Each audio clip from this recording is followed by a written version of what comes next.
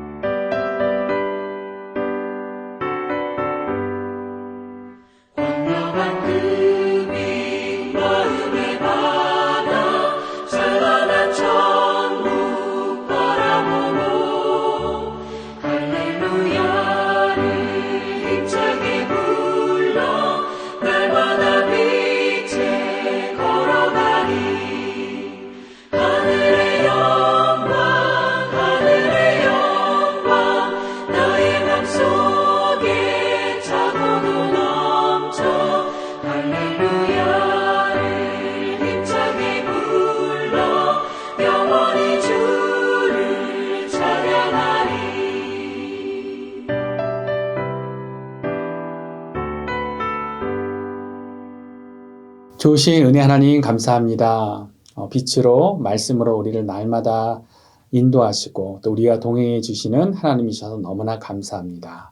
우리 하루의 첫 시작 우리 찬양과 또 기도로 말씀으로 시작할 수 있는 은혜 주심에 감사합니다. 오늘도 주신 말씀에 순종하며 하나님이 예비하신 복된 축복을 누리는 하루 될 수 있도록 우리의 삶을 인도하여 주시옵소서. 모든 은혜 감사드리며 우리 주 예수 그리스도 이름으로 기도드렸습니다. 아멘. 오늘 우리에게 주신 말씀 우리 함께 같이 보실 때 욥기 24장 1절부터 25절 말씀 우리 함께 같이 보도록 하겠습니다. 어찌하여 전능자는 때를 정해놓지 아니하셨는고 그를 아는 자들이 그의 날을 보지 못하는고 어떤 사람은 땅의 경계표를 옮기며 양떼를 빼앗아 기르며 고아의 나귀를 몰아가며 과부의 소를 볼모 잡으며 가난한 자를 길에서 몰아내나니 세상에서 학대받는 자가 다 스스로 숨는구나. 그들은 거친 광야의 들나귀 같아서 나가서 일하며 먹을 것을 부지런히 구하니 빈들이 그들의 자식을 위하여 그에게 음식을 내는구나. 밭에서 남의 꼴을 베며 악인이 남겨둔 포도를 따며 의복이 없어 벗은 몸으로 밤을 지내며 추워도 덮을 것이 없으며 산중에서 만난 소나기에 젖으며 가릴 것이 없어 바위를 안고 있느니라. 어떤 사람은 고아를 어머니의 품에서 빼앗으며 가난한 자의 옷을 볼모 잡음으로 그들이 옷이 없어 벌거벗고 다니며 곡식 이삭을 나르나 굶주리고 그 사람들의 담 사이에서 기름을 짜며 목말라 하면서 술틀을 밟느니라. 성중에서 죽어가는 사람들이 신음하며 상한 자가 부르짖으나 하나님이 그들의 참상을 보지 아니하시느니라. 또 광명을 배반하는 사람들은 이러하니 그들은 그 도리를 알지 못하며 그 길에 머물지 아니하는 자라. 사람을 죽이는 자는 밝을 때 일어나서 학대받는 자나 가난한 자를 죽이고 밤에는 도둑같이 되며 가늠하는 자의 눈은 저물기를 바라며 아무 눈도 나를 보지 못하리라 하고 얼굴을 가리며 어둠을 틈타 집을 뚫는 자는 낮에는 잠그고 있으므로 광명을 알지 못하나니 그들은 아침을 죽음의 그늘같이 여기니 죽음의 그늘이 두려움을 알미니라. 그들은 물 위에 빨리 흘러가고 그들의 소유는 세상에서 저주를 받나니 그들이 다시는 포도원의 길로 다니지 못할 것이라. 가뭄과 더위가 눈 녹은 물을 곧 빼앗나니 스올이 범죄자에게도 그와 같이 하느니라. 모태가 그를 잊어버리고 구더기가 그를 달게 먹을 것이라. 그는 다시 기억되지 않을 것이니 부리가 나무처럼 깎이리라.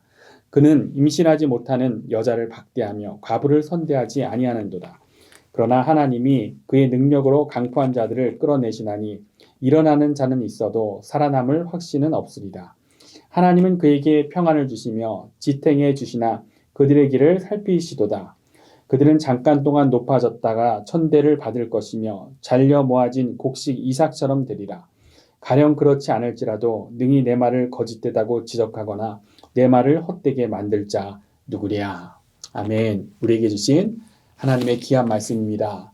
그래서 수요일까지 은혜롭게 부활하신 예수님 요한복음 말씀을 묵상하다가 어제부터 다시 욥기로 돌아왔습니다. 욥기가 이 묵상하기 힘든 부분은 크게 보면 두 가지죠. 먼저는 욥의 친구들의 그럴듯한 말들을 이거를 진리로 받아들여야 하는 것인지 하는 것과 두 번째는 욥의 하소연을 계속해서 이제 들어야 하는 것입니다. 욥을 굉장히 고통 중에도 인내하고 또 그의 입을 지키며 하나님에게 순종한 의로운 사람으로 심지어 예수님의 그림자 같은 모습으로까지 이렇게 보는 그런 분도 있지만 욥기를 잘 보면 그렇지가 않죠. 욥의 불완전함과 또 연약함이 그대로 드러나는 것을 우리가 알게 됩니다. 어제 23장부터 욥이 다시 하소연을 쭉 하는 내용인데 23장 1절, 2절 다시금 보면 욥이 이렇게 말했습니다. 욥이 대답하여 이르되 오늘도 내게 반항하는 마음과 근심이 있나니 스스로 반항하는 마음과 근심이 있나니 하면서 내가 받는 재앙이 탄식보다 무거움이라 이런 고백을 하는데 좀 더 와닿도록 현대어 성경으로도 다시 읽어드리면 이렇죠. 나 오늘도 하나님께 반항할 수밖에 없네. 그분께 불평을 늘어놓을 수밖에 없어. 내 이 짓눌러 있는 고통이 너무도 심하여 신음소리 지르다 기력이 다 빠져버렸네.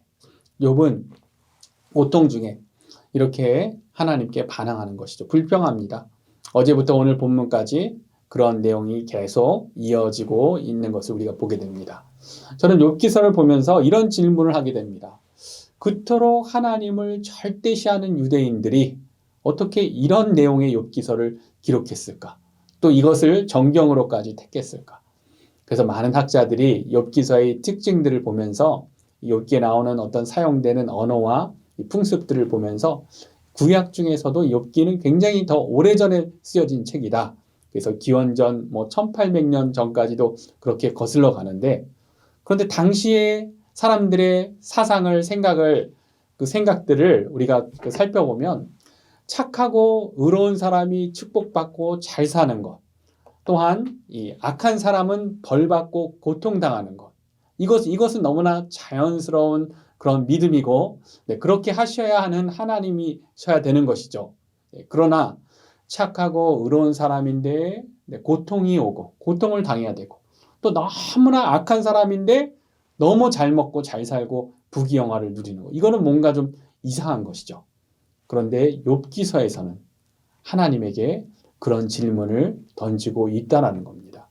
지금이야 우리가 자유롭게 생각할 수 있는 시대에 살고 있어가지고 당연하다 그런 질문을 할 수 있다 생각할 수 있지만 오래전에 욥기서가 그러한 그 질문을 다루고 있다라는 것, 그리고 이러한 욥기서가 정경에 포함되었다는 것, 자연스러운 일은 결코 아니라는 것입니다. 이것은 바로 우리 하나님이 우리에게 주신 완전한 계시, 이 진리를 완성하여 우리에게 주신 성령님의 역사인 것입니다. 그렇기 때문에 욥기서가 하나님의 말씀에 있다는 것은 우리에게 너무나 큰 축복입니다. 왜 그렇습니까? 불완전한 욥의 친구들의 말 속에서 또 불완전한 인간의 어떤 조언, 인간의 말들 가운데서 하나님의 절대적인 진리를 발견할 수 있다는 것. 그리고 연약한 욥의 반항과 원망 속에서도 완전하신 하나님의 진리를 발견하는 것. 그리고 무엇보다도 친히 인간의 모습으로 이 땅에 오셔서 우리의 모든 연약함과 고통과 아픔을 아시고 죽음까지 이겨주신 예수 그리스도의 그 크신 은혜를 우리가 욥기서를 통해 그 은혜가 얼마나 큰 은혜인지를 알게 된다라는 것입니다. 이러한 은혜의 진리를 가지고 욥기를 우리가 묵상하면서 그러면서 또 우리가 잊지 말아야 할 것은 우리 목사님들이 욥기서를 이렇게 다루면서 계속 강조하지만 욥기서의 결말 부분인 것이죠. 욥이 결국 하나님을 만나고 어떠한 것을 고백하는지 오늘 계속 원망하고 뭐 힘들다고 하고 세상이 왜 이러냐 이렇게 불평을 하는데 결국 욥이 어떻게 고백을 합니까? 욥기 42장 5절 6절에 욥의 고백이 나오죠. 하나님을 만나고 나서 그가 어떤 고백을 합니까? 내가 죽게 대하여 귀로 듣기만 하였사오니 이제는 눈으로 주를 배옵나이다. 그러면서 6절에 42장 6절에 이런 고백을 하죠. 그러므로 내가 스스로 거두어드리고 티끌과 제 가운데서 회개하나이다. 친구들이 진리인 양 막 떠들어대던 이야기, 욥이 오늘처럼 계속 원망하고 질문하고 하던 말들, 혼자서만 인생의 모든 것을 다 경험한 것처럼 이야기했던 그런 말들. 그런데 욥이 크신 하나님을 만나니까 그 모든 것이 다 끝나게 되는 것이죠. 눈으로 주를 보고 만나니까 그 모든 것, 오늘 본문의 원망들도 다 스스로 거두어 드린다고 하고 티끌과 재 가운데서 회개하게 된다고 그렇게 고백합니다. 그래서 이런 욥의 고백을 생각하면서 오늘 욥의 이 큰 그러한 메시지를 생각하면서 우리가 성령님 앞에 어떠한 것을 순종하며 결단해야 되겠습니까? 첫 번째는 우리 또한 어둠의 생각에서 나와야 한다는 것입니다. 그것이 우리가 먼저 결단할 일이죠. 이제 욥에게 나타나신 하나님께서 이렇게 말씀하십니다. 38장 1절 2절을 보면 그때 여호와께서 폭풍우 가운데서 욥에게 말씀하여 이르시되 무지한 말로 생각을 어둡게 하는 자가 누구냐. 하나님께서 특별히 욥에게 무지한 말로 생각을 어둡게 한다는 이런 표현을 쓰시죠. 그런데 정말 그렇습니다. 우리가 빛대신 하나님의 말씀을 붙들고 하나님의 그러한 시선으로 하나님의 렌즈로 우리가 인생을 보지 않는다면 이 세상을 그렇게 하나님의 시선으로 보지 않는다면 그리고 우리의 생각으로 자꾸만 이 세상을 바라보고 한다면 우리의 삶은 우리의 생각은 어두워질 수밖에 없는 것이죠. 내 생각으로 계속해서 생각하고 내 생각으로 말하기 시작하면 어둠에 갇힐 수밖에 없는 것입니다. 그것이 우리의 연약함이고 우리의 죄성인 것이죠. 하나님 없는 것 같은 세상의 어두움만 계속해서 보게 되는 것입니다. 오늘 본문 내용이 바로 그러한 것이죠. 마지막 부분에 하나님이 이런 악인들을 벌하실 것이다. 잠깐 동안 높아졌다가 천대를 받을 것이며 잘려 모아진 곡식 이삭처럼 되리라. 이렇게 악인들에 대해서 이야기하면서도 오늘 본문 내용들을 쭉 보시면 주된 내용은 그렇게 약자들을 속이면서도 잘 사는 악인들에 대한 원망이 깔려 있는 걸 알 수 있죠. 2절에 땅의 경계표를 옮기면서 양을 빼앗는 사람들, 고아와 과부와 나귀와 소를 빼앗아가는 사람들, 4절에 가난한 자를 길에서 몰아내는 그러한 자들, 이런 사람들은 잘 사는 것 같은데 반대로 그렇게 고통을 당하고 있는 사람들은 계속해서 더 큰 고통에 처하게 되는 겁니다. 헐벗고 굶주리고 고생하며 살아가야 하는구나. 의복도 없어서 벗은 몸으로 밤을 지내하고 추워도 덮을 것이 없고 산중에서 만난 소나기에 젖고 가릴 것이 없어 바위를 안고 있어야 하고 옷이 없어 벌거벗고 다녀야 하고 곡식 이삭을 나르는데도 굶주려야 하고 목말라 하면서도 술틀을 밟고 있어야 하는 어떤 그러한 참담한 현실. 하나님께서 벌하실 것이다 하면서도 내용을 보면 불공평함에 대한 어떤 욥의 원망이 가득한 것을 우리가 보게 되는 것입니다. 그런데 우리가 하나님의 진리를 붙들지 않으면 아무리 욥이라고 할지라도 그러한 어두운 생각에 갇힐 수밖에 없습니다. 하나님의 소망과 빛의 렌즈로 세상을 보지 않으면 모든 것이 어둡게 보이게 되는 것입니다. 그것이 우리의 연약함이고 우리의 죄성인 것이죠. 우리가 잘 알고 있는 애플, 애플 이 컴퓨터, 애플 우리가 쓰는 스마트폰, 애플의 창시자 스티브 잡스. 근데 어린 시절부터 그를 입양했던 부모님을 따라 이 스티브 잡스가 교회를 다녔었습니다. 근데 그러던 그가 신앙을 저버리게 된 그 계기.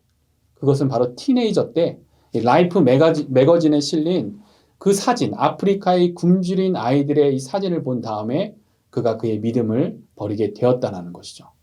그가 질문하는 것이죠. 하나님이 살아계신데 사랑의 하나님이라고 그러는데 왜 이 아프리카의 굶주려 죽는 아이들은 도대체 무엇인가? 그렇게 세상의 어둠을 보게 되고 그렇게 신앙을 저버리고 그리고 또 선불교를 이렇게 공부하기 시작하는 스티브 잡스의 그 자서전의 내용을 보게 됩니다. 그런데 너무나 안타까운 것이죠. 그가 사랑의 하나님을 제대로 알았더라면 우리의 죄악으로 오염되고 파괴된 이 땅을 다시금 회복시키기 원하시는 하나님의 사랑을 그가 제대로 경험했더라면 그리고 하나님이 약속하신 새롭게 하실 그 하늘에서 새롭게 하실 이 땅 가운데 새 예루살렘을 세우실 하나님의 그 역사를 사명으로 그가 받았더라면 그런 소망과 그런 비전으로 이 세상을 바라보았더라면 그 후 그가 일어놓은 이런 애플 회사를 통해 얼마나 많은 고통받는 아프리카의 어린아이들을 살려낼 수 있었겠습니까? 그가 그렇게 신앙을 저버릴 것이 아니라 빛 대신 하나님의 말씀으로 그의 생각을 밝혔으면 하는 그러한 아쉬움이 있는 것입니다. 근데 우리도 우리의 그 연약함과 죄성인 것이죠. 혹시 어두운 그런 어떤 생각에 사로잡힌 그런 것이 있다면 빛 대신 하나님의 말씀으로 우리의 생각을 다시금 밝히기를 원합니다. 우리 하나님의 말씀은 어떠한 능력이 있습니까? 어둠을 밝게 비추시고 우리 하나님의 말씀은 우리에게 소망이 되는 그러한 사명을 주십니다. 우리가 그러한 사명을 가진 자들이죠. 그런 비전을 다시금 굳게 붙드시는 저와 여러분들 되시기를 예수님의 이름으로 축원합니다. 그리고 오늘 말씀으로 한 가지 더 결단할 것은 영적 긴장감을 갖고 회개의 능력을 누리는 자가 되자라는 것입니다. 오늘 원망으로 불평하는 이 욥을 향해 하나님께서 나중에 하시는 말씀은 38장 3절을 읽어드리면 너는 대장부처럼 허리를 묶고 내가 내게 묻는 것을 대답할지니라 그렇게 말씀하십니다. 대장부처럼 허리를 묶으라 라고 우리 하나님 명하십니다. 욥은 그리고 42장 6절에 그러므로 내가 스스로 거두어드리고 티끌과 제 가운데에서 회개하나이다 이렇게 고백을 하죠. 내가 뱉은 모든 말들과 주장과 원망을 스스로 다 거두어드리고 티끌과 제 가운데서 회개한다고 그렇게 고백합니다. 여기에 오늘 우리 마지막 순종할 내용이 있다라고 믿습니다. 동방의 가장 의로운 자라고 하던 욥이 왜 이렇게 무너졌는가? 오늘 이렇게 대놓고 하나님께 원망하겠다고 하면서 여러 이야기들을 이렇게 늘어놓고 있는가? 질병과 재앙으로 이 욥의 몸도 너무나 고통스럽게 망가졌지만 우리가 자세히 보면 욥은 이 몸보다는 욥의 생각과 마음과 그 영혼이 무너진 것을 우리가 보게 되는 것입니다. 그런데 하나님께서는 이런 욥을 향해 어떻게 말씀하십니까? 다시 대장부처럼 허리를 묶으라 라고 그렇게 하십니다. 지금 보이지 않는 세계에서 어떤 일이 있는 것인지 영적 싸움 가운데 있는 것을 알라고 하시는 것이죠. 욥기서의 시작을 보면 시작이 그렇습니다. 욥기는 이 땅에서만의 일이 아니라 영적인 세계의 하나님과 사탄의 일로 처음에 그렇게 시작되죠. 우리의 적들은 보이지 않는 세계에서 하나님의 백성을 끊임없이 미혹하고 넘어뜨리려고 하는 것을 욥기는 보여주는 것입니다.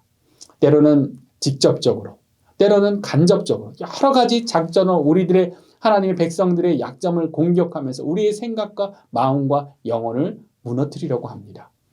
욥기서의 처음 부분을 보면 욥의 아내를 통해서는 욥을 직접적으로 그렇게 공격을 했었죠.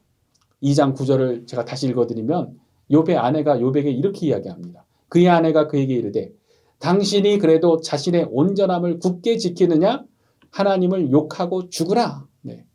이게 어떤 말입니까? 사탄이 원하던 목적이죠. 하나님을 저주하는 것. 그렇게 욥의 아내의 그 입술을 그대로 사용하면서 직접적으로 욥을 공격했었습니다.